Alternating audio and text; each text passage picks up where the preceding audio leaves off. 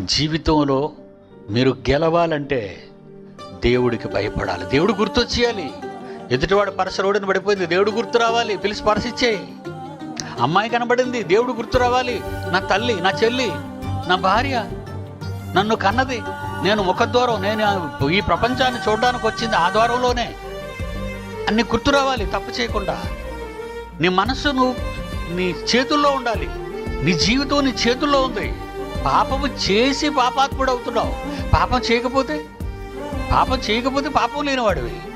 ఒక మేక నీకు మాంసాహారం, ఒక చేప నీకు చేపాహారం, ఒక పండు. చూసారా, అన్నీ దానగుణం, ధర్మగుణం, త్యాగం, దాతృత్వం కనబడుతున్నాయి ప్రకృతిలో, ప్రతి ఆకులో, ప్రతి మొక్కలో, ప్రతి పువ్వులో.